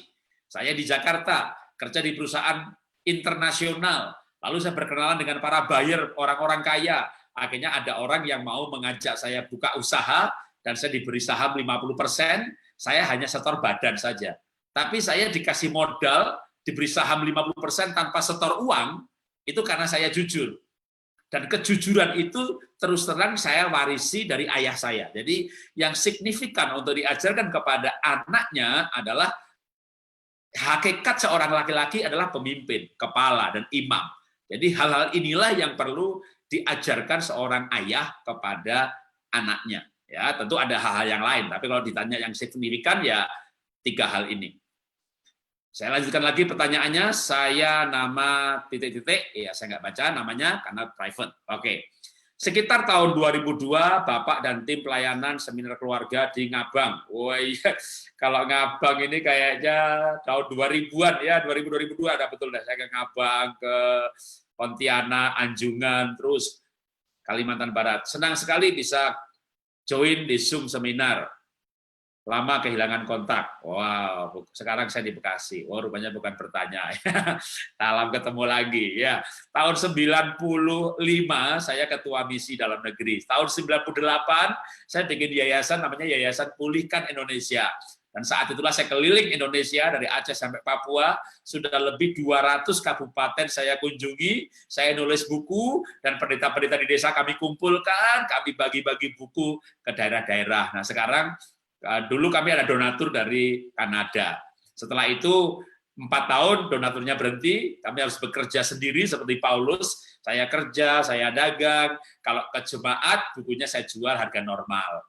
Tapi kalau ada seminar hamba-hamba Tuhan, kadang saya kasih gratis kalau lagi diberkati. Kalau enggak ya dijual 10.000 gitu ya, 50.000 3 gitu. Jadi memang saya rajin ke daerah untuk pelayanan hamba-hamba Tuhan. Kalau tadi klip lagu yang saya putar di awal tadi, itu waktu saya dengan keluarga ke Mentawai. Ya, rupanya bukan pertanyaan, tapi mengingatkan kami tentang masa lalu, ya, tahun 2000-an ke Kalimantan. Pertanyaan lagi, bagaimana tips terhadap anak yang suka bertengkar dengan saudaranya, suka iri, suka mengadu? Oke, istri saya jawab. Ya, wajar sih itu sibling rivalry ya, anak suka berantem, lalu suka ngadu, suka iri. Nah, yang penting sebetulnya reaksi orang tua ya. Ketika anak ngadu, ibu jangan terlalu reaktif ya. Jadi oh ya, masih kakak begini. Oh ya, gitu. Kamu sih lalu menjadi hakim gitu ya. Ibu harus menjadi pendengar ya. Kenapa begitu? Kenapa begini? Lalu harus adil. Kebanyakan orang tua atau ibu itu cenderung membela yang lemah, membela si adik ya. Kamu kakak harus mengalah. Padahal yang salah si adiknya. Ya. Jadi makanya anak jadi suka bertengkar, ribut ya karena orang tua tidak adil. Ya. Jadi supaya nggak rasanya sih nggak mungkin ya kalau nggak bertengkar pasti ada aja masalah yang akan dipertengkarkan. Tapi bagaimana mengurangi pertengkaran? Satu harus adil ya. Lalu yang kedua dibikin jatah bergantian. Kalau hari ini, kalau waktu dulu kami punya mobil gitu ya, kalau satu duduk depan, semua rebutan di depan. Nah, gimana supaya nggak bertengkar? Hari ini adik yang di depan, ya. Besok kakak yang di depan. Jadi adil. Ya. Jadi anak mau bertengkar gimana? Udah janji kan? Adil begitu. Itu sih dari saya. Ya, kalau saya harus jujur dengan keluarga kami, juga keluarga kami bukan keluarga tanpa masalah. Waktu anak-anak kecil ya bertengkar juga, tapi kami bersyukur bahwa ketika mereka dewasa, tepatnya sih ketika mulai SMA ya, itu mereka rukun banget, udah kayak waduh. Tapi waktu yang nomor 1 sebenarnya rukun dengan 2 dan 3. Ya, nomor 1 rukun sama nomor 3, nomor 1 rukun nomor 2. Nomor 2, nomor 3 itu yang cong. Kenapa? Karena mungkin kesalahan kami ya, kalau salah orang tua. Jaraknya cuma setahun. Jadi itu jaraknya itu lahirnya cuma 12 bulan lebih beberapa hari. Jadi jaraknya terlalu dekat. Jadi ketika yang nomor 3 lahir, yang nomor 2 itu kasih sayangnya belum cukup.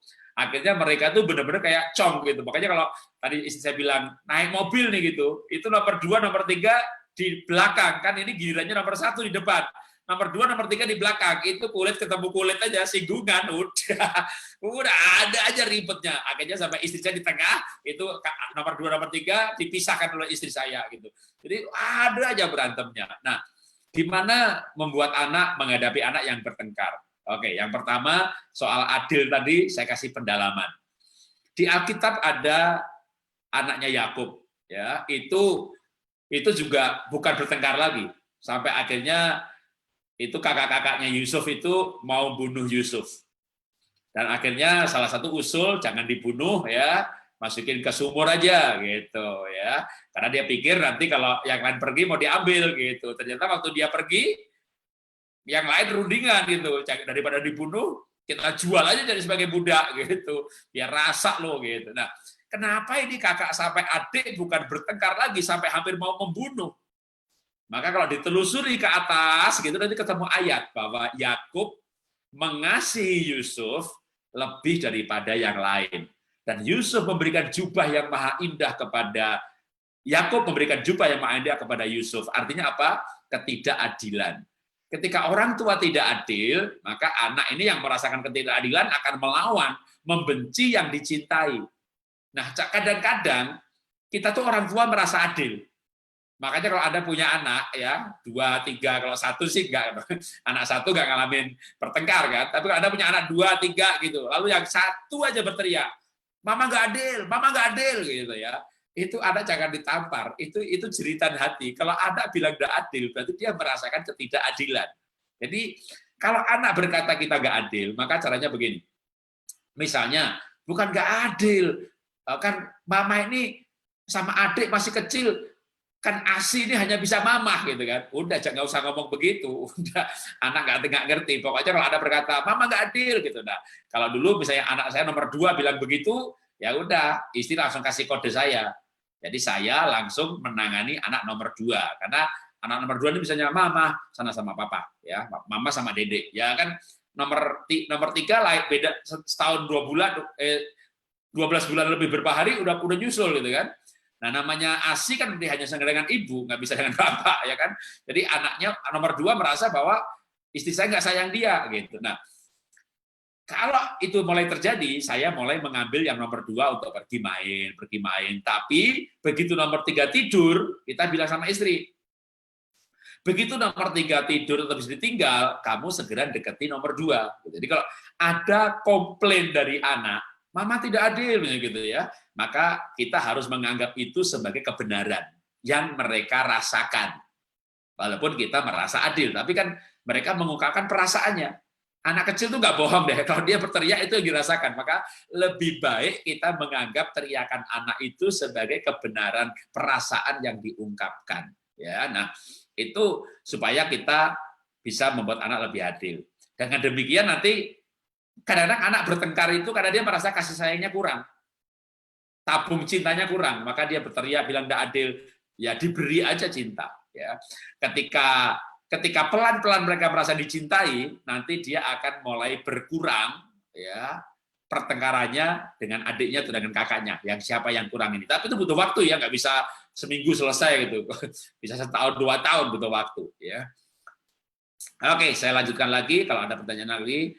Bagaimana tips menghadapi anak yang suka mengadu? Oh, ini tadi sudah sih ya mengadu. Ya, yang mengadu ini jangan disayangi lebih gitu, malah kalau dulu kan itu persis banget seperti Yakub tadi. Kan Alkitab berkata Yusuf suka mengadukan kakak-kakaknya kepada Yakub ayahnya.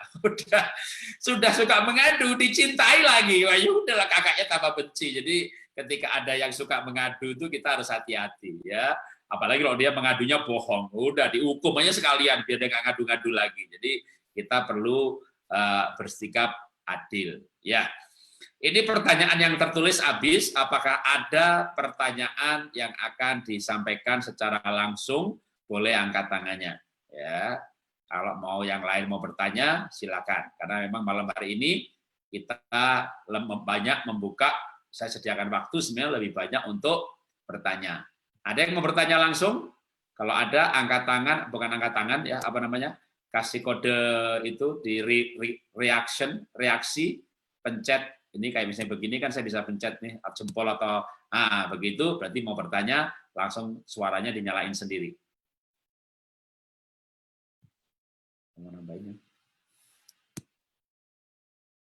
Ya, kalau saya boleh tambahkan tadi yang suami istri bekerja ya. Nah, gimana supaya anak tetap merasa dicintai, tetap respect waktu sudah pulang ke rumah, Bapak Ibu yang bekerja ini tolong jangan kasih pertanyaan yang itu lagi ya. Nak, udah bikin PR. Nak, udah mandi. Itu tiap hari seperti itu. Anak akan merasa papa mama pulang pertanyaannya itu terus ya. Jadi lebih baik kalau baru pulang dari kerja, mandi dulu, istirahat dulu biar Bapak Ibu juga capeknya hilang. Nah, lalu mulai bertanya sama anak, gimana hari ini? Kamu main sama siapa? Tadi pelajarannya bagaimana? Bisa apa enggak? Jadi anak seneng gitu kalau papa mama pulang ya. Enggak selalu pertanyaannya udah mandi belum? Udah makan? Mungkin itu dari saya tambahan. Ya, kalau saya mau kesaksian sih, anak saya juga bisa cerita di sini nih. Anak saya ikut Zoom gitu ya. Tapi dulu kalau saya pulang kantor itu anak saya itu udah pada di teras rumah gitu sambil joget-joget gitu. Papa pulang, bawa oleh-oleh, papa pulang, bawa oleh-oleh. Jadi kita disibuk gitu, tapi ditunggu-tunggu gitu. Itu kita punya tips tersendiri ya.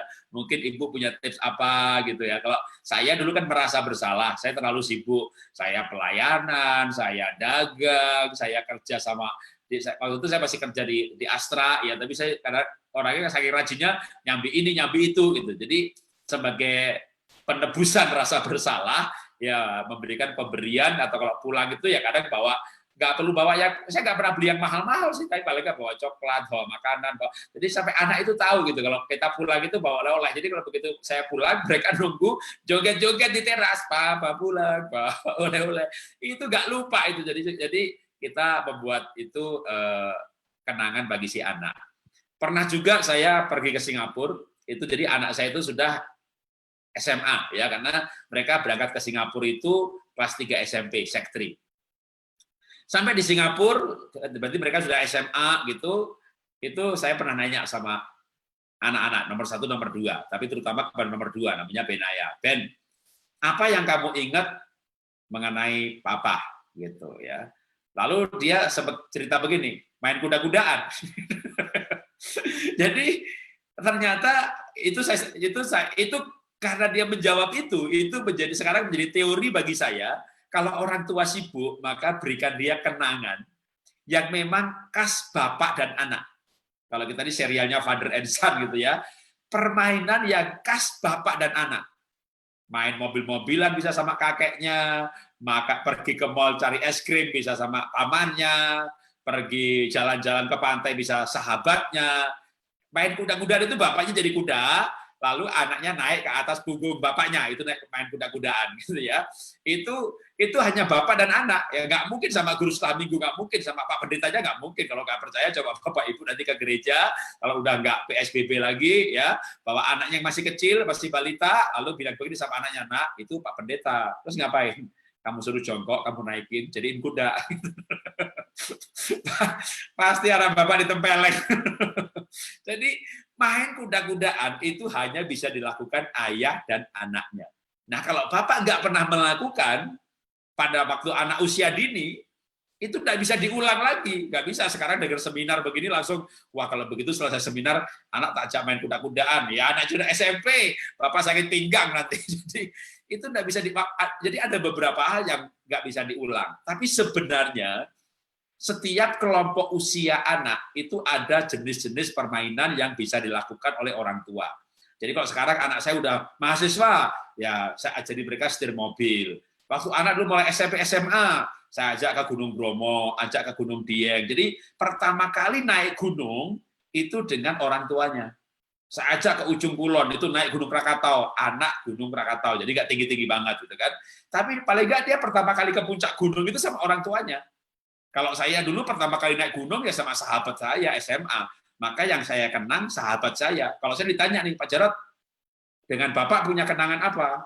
Apa ya? Ditempeleng sih pernah, ditendang sih pernah. Jadi, tapi kalau ketika saya bangun keluarga, saya berkata bahwa kita harus bikin kenangan. Nah, kenangan tadi, kegiatan tadi, itu sebenarnya jembatan untuk mewariskan nilai-nilai kehidupannya. Jadi untuk mengenang nilainya, kadang yang dikenang itu kegiatannya dulu. Tapi dalam kegiatan itu biasanya nilai itu bisa dimasukkan. Ya, mulai ada pertanyaan lagi, ada 3. Oh, yang pertama malah dari Levina sendiri. Ya, pertanyaan mengenai anak autis. Waduh, gimana kalau dalam keluarga ada yang autis dan kakak adiknya atau yang lainnya malah membuli yang autis? Ya, mungkin bukan hanya autis ya, saya perluas aja. Diperluas jika dalam satu keluarga itu ada anak yang kebutuhan khusus. Gimana sikap bijak orang tua terhadap kakak adiknya atau kepada sekolah juga supaya mereka memahami yang kebutuhan khusus ini. Ya. Ya, memang punya anak special need, namanya juga special need, butuh special treat gitu ya, butuh ekstra energi untuk mendidik dan membesarkan anak ini. Tentu kadang orang tua sudah kehabisan energi untuk mengurus saudara kandungnya yang lain ya, kakaknya atau adiknya. Jadi mereka merasa ditelantarkan, akibatnya cemburu, ya yaitu tadi malah membuli yang autis supaya papa mamanya tuh perhatian gitu loh. Pak, anakmu nggak cuma dia, ada aku. Nah sekarang solusinya bagaimana? Ya Bapak Ibu, ini sebetulnya sudah tanda bahwa ini anak tabung cintanya berkurang ya, karena Bapak Ibu terlalu fokus sama yang kebutuhan khusus. Sediakan waktu ya untuk anak yang normal juga, dia juga butuh perhatian yang sama. Apalagi kalau sudah remaja ya, itu dia perlu sekali perhatian dari papa mamanya juga. Jadi ya memang mau nggak mau kita harus adil tadi, walaupun yang satunya nih special need, yang satunya normal, tetap harus adil sih pembagian kasihnya. Minta tolong sama pasangan ya, sama suami, tolong bantu saya gitu ya, untuk kalau lagi ngurusin yang special need, kamu ngurusin yang normal. Nanti kalau udah gantian gitu ya, supaya semua anak sama rata dapat kebagian kasihnya. Memang nggak mudah sih. Saya menjumpai malah ada dalam satu keluarga yang special need-nya 2 lagi ya, kasihan yang normal. Tapi ada efek positifnya juga sih. Ya, anak yang normal ini akan rasa tanggung jawabnya juga bertumbuh berbeda daripada kalau nggak punya saudara special need. Ya memang ada plus minusnya.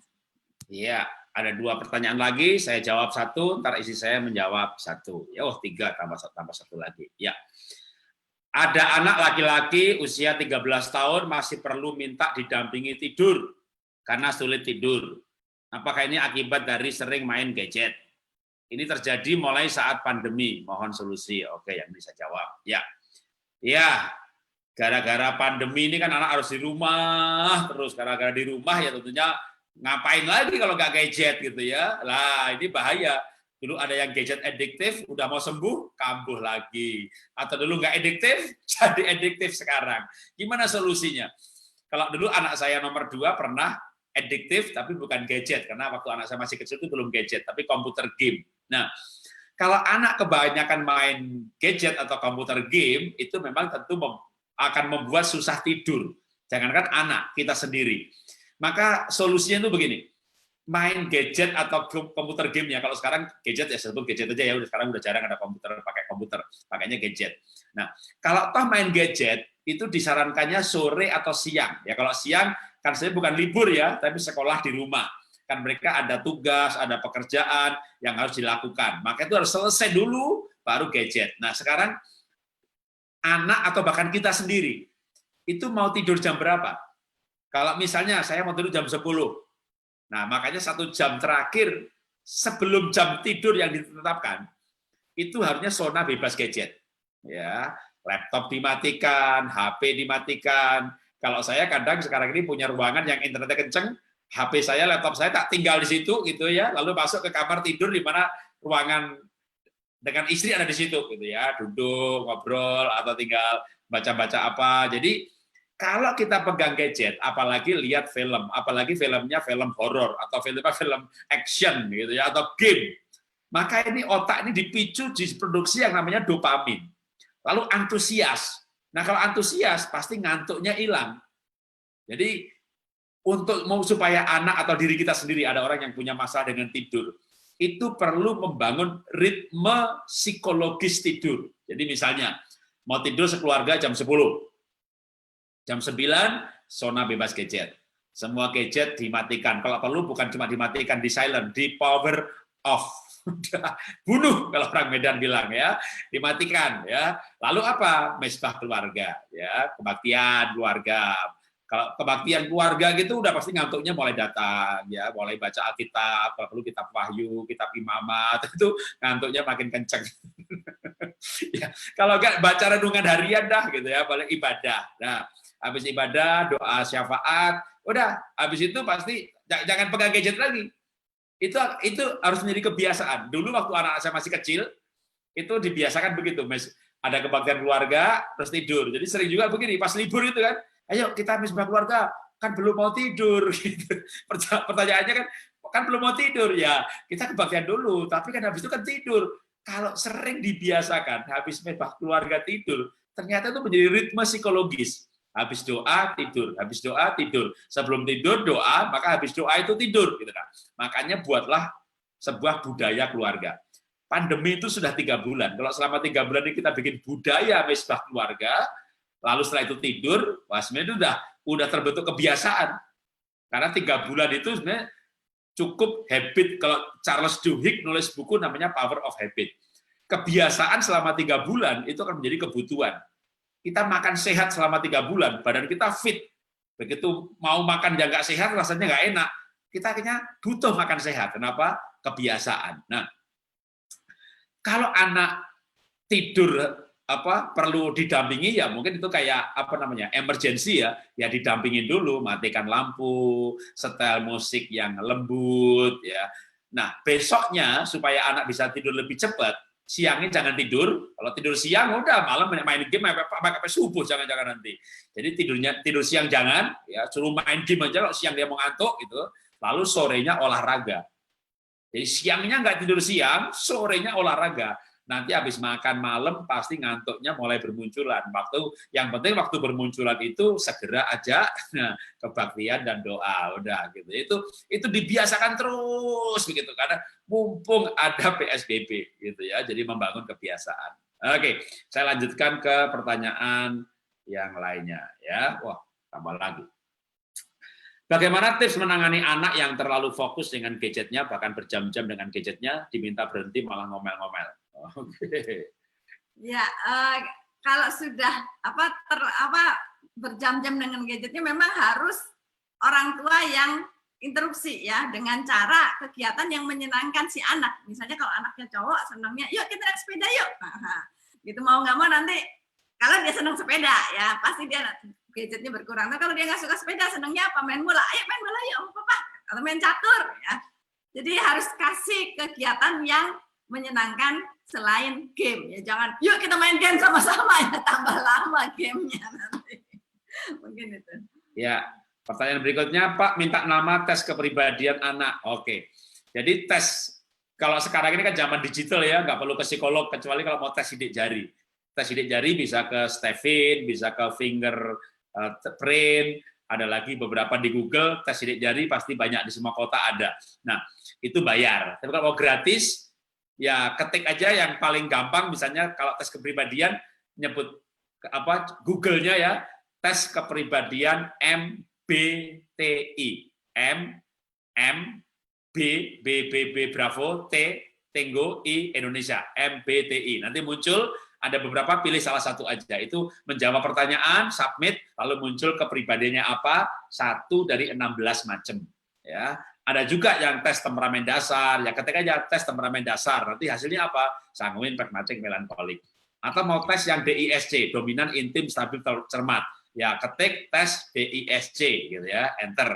Itu berarti kecenderungan perilaku. Kalau kepribadian yang sekarang banyak orang pakai, Enneagram, agak rumit, saya belum pernah pakai ya. Atau MBTI, ini banyak orang pakai, lebih sederhana. Tes kepribadian MBTI, itu berarti tes kepribadian. Atau tes temperamen dasar, nanti sanguin, pragmatik, melankolik. Ya. Tes foto karakter, nanti munculnya merah, hijau, kuning gitu ya. Foto karakter. Nah, tapi merah itu sama dengan kolerik, kuning itu sama dengan sanguin. Orange berarti kombinasi sanguin, kolerik ya. Di Google ada, ketik aja pasti langsung muncul. Pertanyaan berikutnya, bagaimana menghadapi anak yang punya trauma dari masa lalu karena orang tuanya salah didik?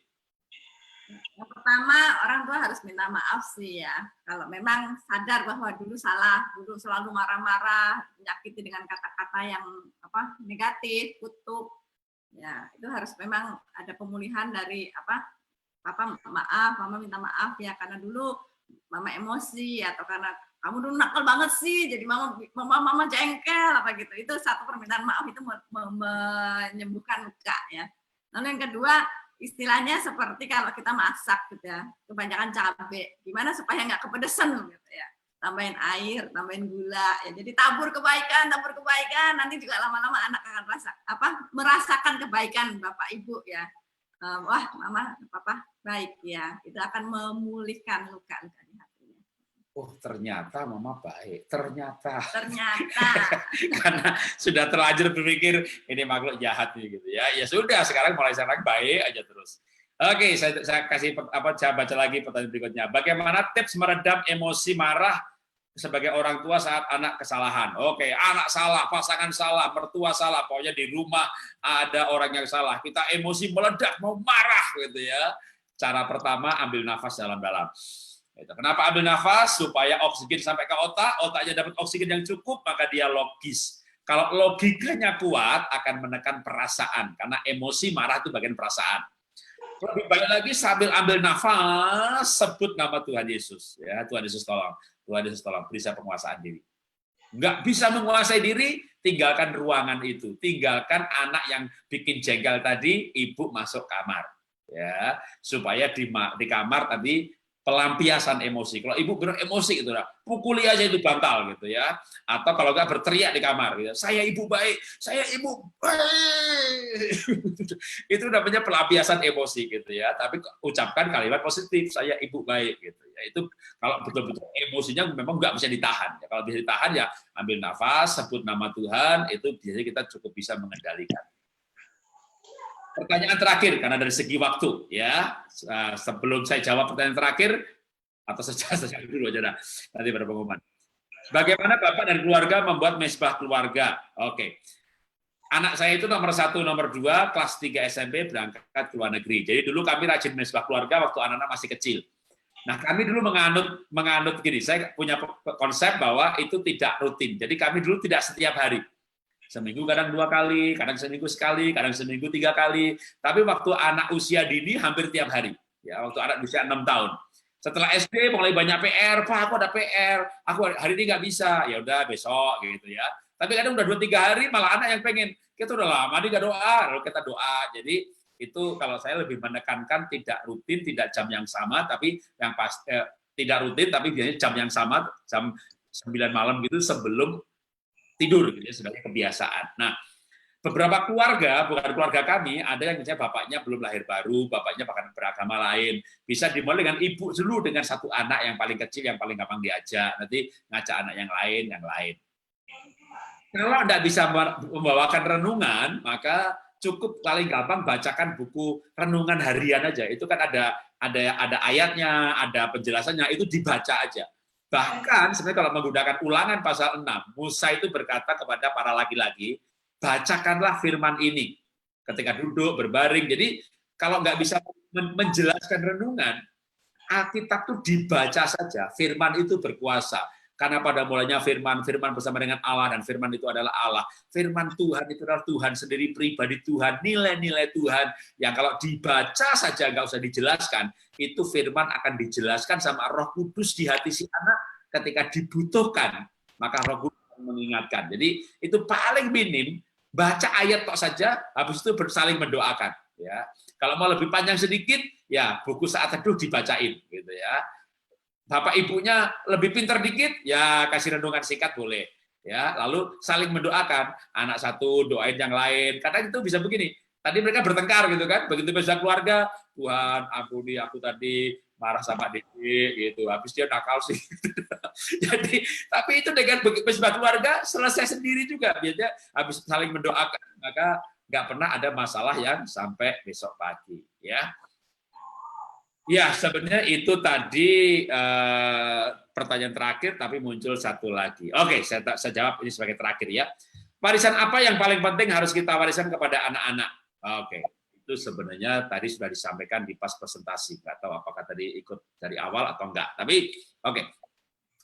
Warisan yang paling berharga adalah keselamatan. Mau ngasih warisan tanah, mobil, emas, kalau masuk surga, anak kita masuk neraka, ya maka warisan paling berharga adalah keselamatan. Yang kedua adalah takut Tuhan dan cinta Tuhan. Maka tadi saya berikan contoh kan, daftar keturunan Jonathan Edward sama Max Jukes. Atau di Alkitab, Abraham. Tuhan berkata kepada Ishak, aku berkati kamu karena bapakmu. Jadi Abraham cinta Tuhan sungguh-sungguh, sehingga Tuhan bersumpah memberkati Abraham dan keturunannya. Jadi kita cinta Tuhan saja, itu kita sudah memberikan warisan kepada anak, jalur berkat. Apalagi anak kita juga kita ajari cinta Tuhan. Waduh, maka cucu kita diberkati karena kita dan karena anak kita. Jadi yang paling penting untuk diwariskan kepada anak adalah mengenal Tuhan, cinta Tuhan, melayani Tuhan, mengabdi kepada Tuhan, takut akan Tuhan. Takut Tuhan nanti anak nggak dosa, karena takut Tuhan dia nggak nyontek. Daripada diajari peraturan, dilarang, menyontek. Gitu. Jadi yang paling penting adalah membuat anak lahir baru, dia mencintai Tuhan, dan dia mengabdi kepada Tuhan, mulai diajari pelayanan, sehingga dia melayani Tuhan. Nah, selebihnya, maka itu adalah yang bukan paling utama. Ya, sampai di sini hari ini, ya pelajaran kita. Saya berikan pengumuman, Senin depan kita ada lagi, dan Pak Roni Daud sudah akan bergabung. Ya, saya juga akan panggil hamba Tuhan seperti biasanya, ya kita juga ada perjamuan, tapi hari ini kita tidak ada.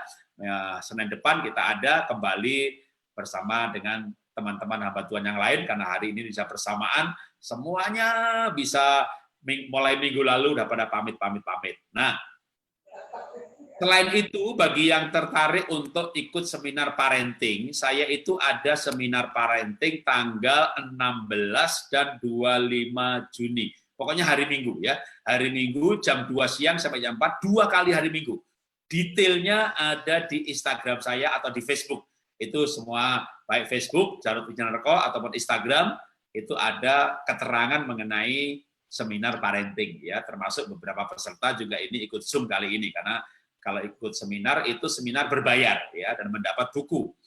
Tapi begitu tergabung dalam sebuah seminar berbayar, begitu ada seminar yang free, pasti saya akan, kalau nggak lupa gitu ya, akan saya broadcast, nih ada seminar yang free, yang terkait gitu ya, karena memang kombinasi antara ada yang berbayar, nah kalau yang berbayar itu tidak direkam, dan tidak di-upload ke YouTube, lalu tanya jawabnya banyak, dan per segmen, per tema-tema khusus ya. Yaitu pengumuman dari saya, ya sampai jumpa dalam edisi selanjutnya hari Senin depan. Mari kita akhiri dengan kita berdoa. Bapak, kami mengucap syukur buat malam hari ini, kami boleh berbincang-bincang, bertanya jawab mengenai warisan yang ilahi. Apa yang penting kami wariskan kepada anak kami, pada cucu kami, bahkan itu bisa menjadi sebuah garis keturunan baru mengulang kisah Abraham yang ada di Alkitab. Sebagaimana juga kami pernah belajar dari buku Warisan Ilahi mengenai Jonathan Edward dan Max Juk yang kembali meneguhkan bahwa cerita pada zaman Abraham bisa menjadi cerita pada zaman kami juga. Karena itu kami berjanji malam hari ini komitmen kami angkat di hadapan Tuhan untuk kami mau belajar menjadi orang tua yang lebih baik lagi. Dalam nama Tuhan Yesus kami berdoa mengucap syukur. Haleluya. Amin. Ya. Silakan kalau mau dinyalakan suaranya dan videonya untuk saling bersapa ya. Terima kasih. Tuhan memberkati. Terima kasih Pak Jarod. Ya, sama-sama. Terima kasih Pak Jarod. Thank you. Sampai jumpa. Kita setiap Senin kita ada acara seperti ini free. Yang sudah mendaftar seminar, terima kasih. Kita akan ada seminar nanti hari Minggu 2 sesi khusus mengenal keunikan anak. Dan saya akan mengajak juga Pak Bambang Sumanjaya, yang juga nanti Pak Bambang Sumanjaya ini bisa bikin tes untuk keunikan anak dengan secara online. Jadi di seminar nanti tentu lebih spesifik ya. Oke. Terima kasih Pak. Yo, terima kasih. Tuhan berkati. Kita akhiri ya. Kita end bagi semuanya. Selamat malam.